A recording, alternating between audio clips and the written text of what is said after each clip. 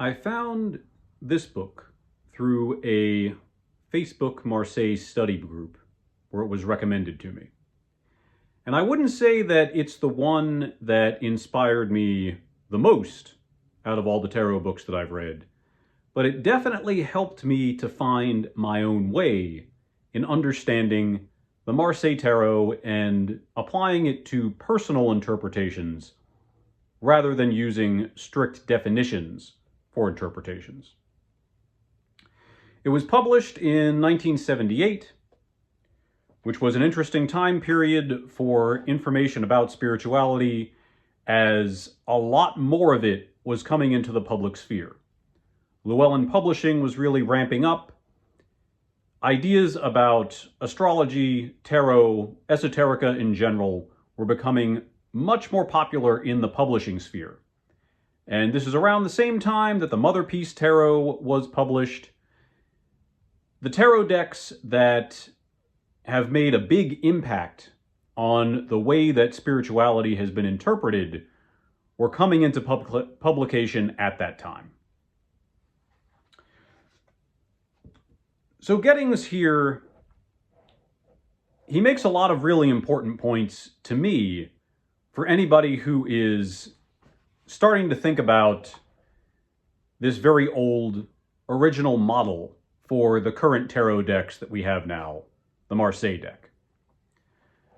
One important point that he makes, and that really has endeared him to me somewhat, is that no one person can digest everything that is packed into the tarot. In the form that we have the Marseille Tarot today, it is at least 300 years old from its first printings. It could be as old as 400 years. We don't know because we don't have the oldest decks.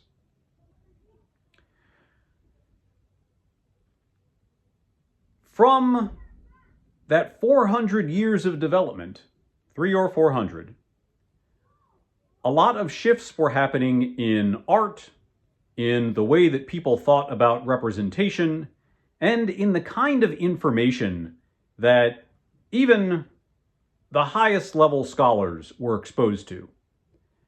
And imagine this is a time without the internet, when people had to travel from one library to another.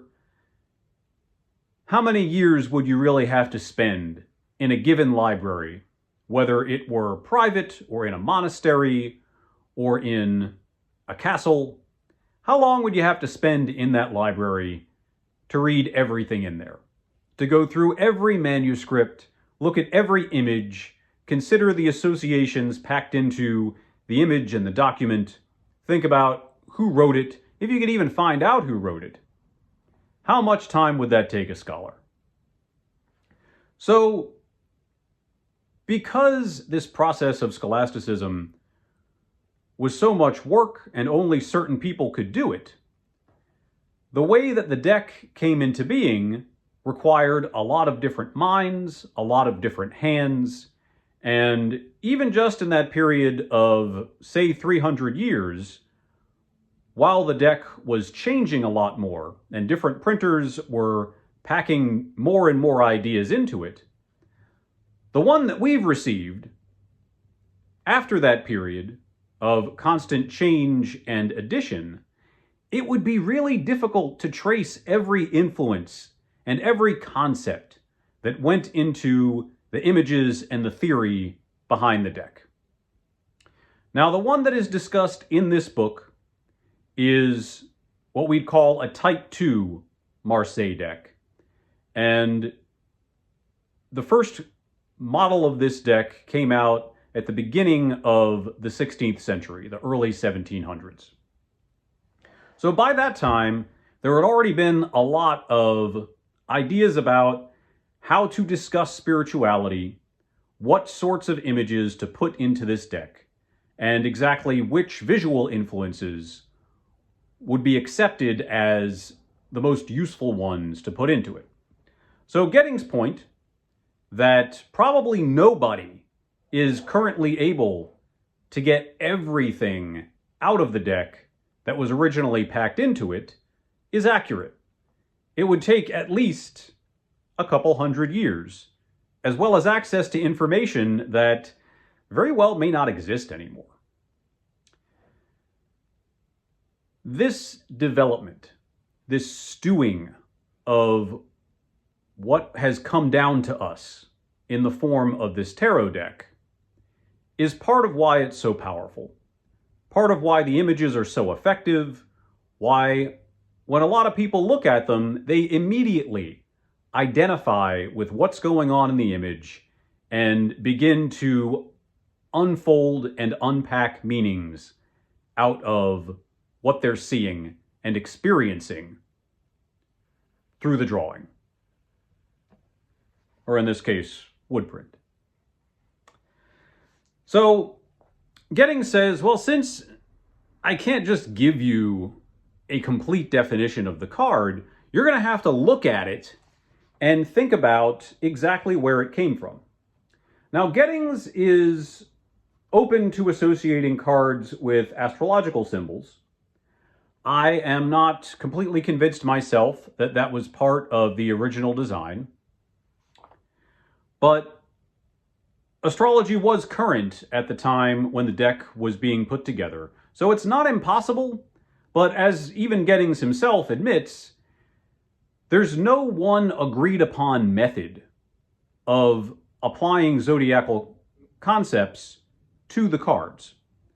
We see these shapes embedded in the design pattern, but it's not really clear if that was the intention. Yet, a lot of people today, people over the course of the last couple hundred years, have felt deeply motivated to associate what they see in tarot with the ideas around astrology. And that shouldn't be any surprise, because there is a lot of thought about these models of archetypical human nature that go into both the way we think about astrology, zodiac signs, the way they may impact our lives, and also the concepts that came into tarot. It was all part of a conversation developing along the same lines. We're just not really sure how much direct, specified influence the two things had on each other. But Gettings finds it useful, and so you'll see a lot of that imagery in the book if you take a look at it. Though honestly, what I find a little more useful is his discussion of sacred geometry from the Greek world, these Pythagorean concepts, as well as elemental concepts that are shown in each of the cards.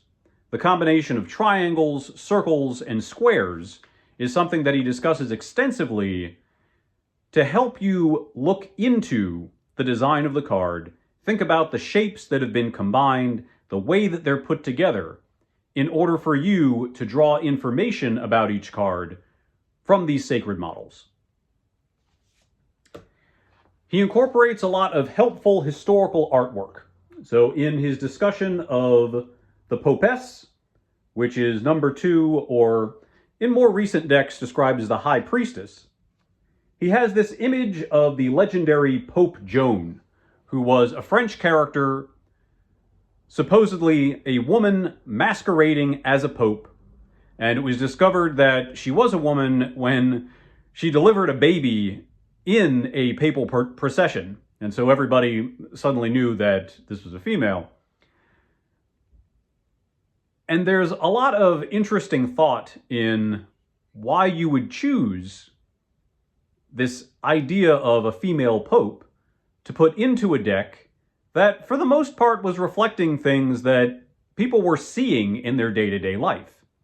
And if you look at the way that the popess figure is oriented next to the pope, so it's popess, empress, emperor, pope, you've got the female on one side, the male on the other, going from the sacred characters on the outside to the mundane rulers of the world in the middle. The popess is looking backwards. The pope is looking forwards, if you're thinking about the direction in which people read at that time in Europe, there is a harmony in the way that the cards in the deck are designed, with this concept of legendary female pope and authoritative male pope, a suggestion that perhaps there is a lot of illusion that has come into each role, and a lot about what is believed, said, and told that has more impact on each of those characters than what may appear in reality. And that's just one way of looking at it. The point being, there is material for interpretation, and the benefit of having this art to think about, these concepts to reflect on when you're looking at the deck, is that even in its historical context, there was a lot that was unsure about the intentions in the deck that would lead to great conversations. Gettings does a lot of work to kind of break out the images and shapes that you see in the various cards in the Marseille deck. I really like when he does this. So he'll take elements from different cards and put them next to each other in the same card shape, so that you can see how they are oriented in a very clear way with parallels and contrasts. He also does this where he's breaking down the various shapes that you see inside the card, and this gives us a lot of information about how to compare the cards and think about what these subtle relationships of shape positioning in each card may indicate. Because this was something that you did see in manuscripts in sacred statuary at that time, that where the points were, where the curves were, the foundations and squares, all of this had a clear visual symbology that was meant to have an effect on the viewer, especially a person who is going to see it week after week as they went back to Mass, went back to these cathedrals and churches on a regular basis in their lives. It would have an impact on the way that they thought about spirituality, the world around them, and how they would reflect on information being delivered from the pulpit, the emotional sense that they were part of something larger than themselves, and there were deities and spirits present around them, observing and assisting them in their daily life. So all of that comes into the sense of how the cards were designed, and there's this reflection that spiritual things, the way that things are oriented, the flow of line in our visual lives, really does matter and has a sacred dimension that should help us interpret what's going on around us in day-to-day life. So it was in art, so it was in public statuary, so it came to be in the Marseille deck. And it's nice that Gettings lays it out like that, so that you have this opportunity to think about the cards as reflections of what people were experiencing in day-to-day life, and not just packages of esoteric or spiritual symbols that could have come from anywhere.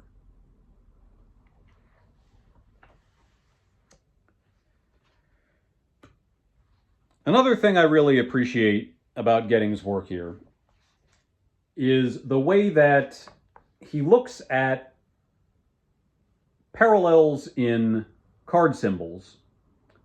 So here you have doubles, pairs of characters in the moon card, the sun card, and the judgment card, and then this source of light on the top of each card above these pairs.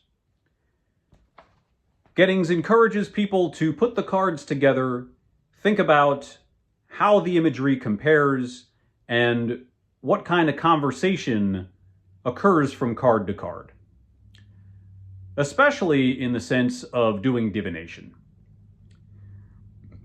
Now, Gettings recommends a method in which you only use the trump cards to answer questions, do divination. He is very sensitive in that he says, well, look, these divinatory possibilities, nobody knows exactly how they work. They definitely work, and people who are more science-minded are going to point to the subconscious, to psychology, to shared memory forms, which, as we study epigenealogy more and more in the modern time, we find that memory information and reactions are in fact passed down in as little time as one generation to the next. So things that have had an emotional impact on a person, those same reflections and emotional responses can be passed to their children. So he says, look, we've got this scientific basis for how we take information from cards, from these images that have a lot of importance in the European mind, and interpret them to figure out where we are in life. And he says, well, a lot of us also think that there is this spiritual world that is guiding and reflecting and influencing what we see in the cards and giving us messages. And Getting says, well, look, we don't fully understand the subconscious. Spiritualists don't claim to fully understand the spirit world. So in light of what we don't know and the fact that there are still a lot of mysteries here, it doesn't really matter where this information is coming from. What matters is that it works. So that's why Gettings titled his book, How to Read the Future. Because as far as he is concerned, he has seen it work. He has been part of communities that have put a lot of stock in this process of card reading and discovering what you can learn about yourself and your world through this kind of reflection. He doesn't care where it comes from, but he knows that it has an impact and that it can serve a great deal of importance in individual and collective lives.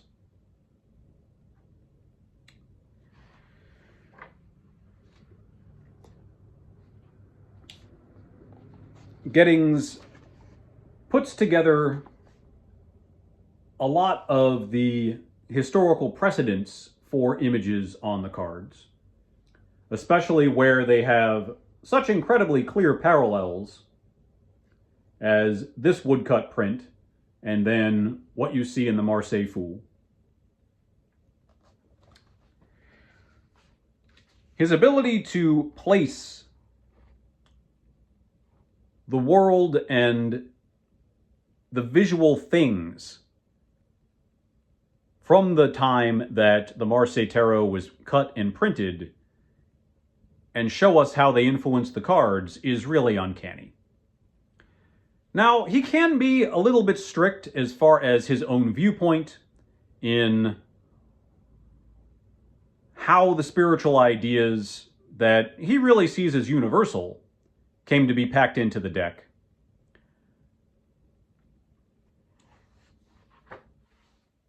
And it's clear that he's done a lot of studying, though what I see in a lot of the documents from the 80s and before that are a lot of assumptions about historically what kind of contact cultures had, who saw what. It is clear that people were traveling a lot throughout human history. During all of human civilization, people went from one place to another, checked out what people were doing, and did their best to understand their neighbors. Though, because we don't have clear records, it's difficult to know exactly what influenced who and how they interpreted and received that information. Like, for instance, there's a Greek book that was pretty well known during the Renaissance, and this Greek book is an interpretation of Egyptian hieroglyphics. Now that we have information about how the Egyptians read those hieroglyphics, we know that that Greek book was wrong.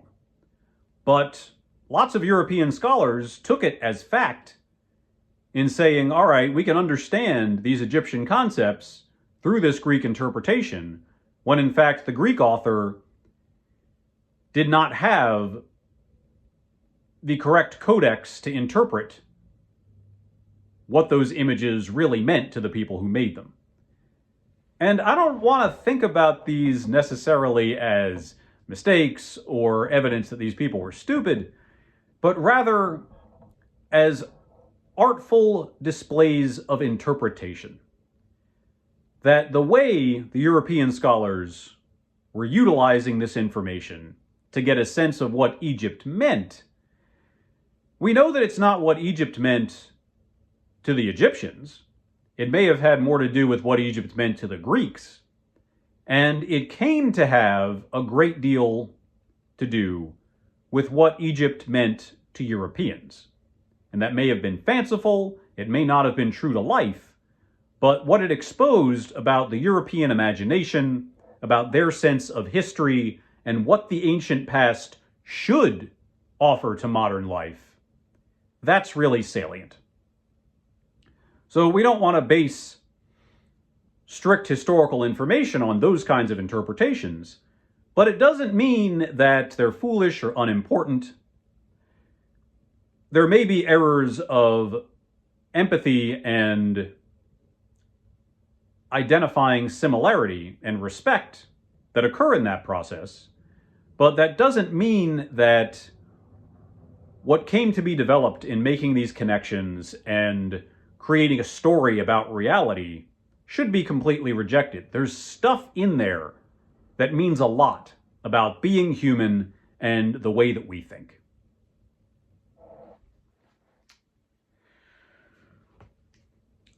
One thing that Giddings, really he writes this entire chapter, the historical background to the tarot, the majority of it he is tearing into A.E. White. And I will say that Giddings really doesn't discuss the women who were involved in deck design, illustration. He says nothing about Pamela Coleman Smith, to my recollection. He has images in here from the Thoth deck, says nothing about Lady Frida Harris. It's a pretty typical narrative that, guys did this, when in fact, female hands went into creating all of this stuff and were very prominent in doing so, and without whom none of it would exist. Certainly not in its current form.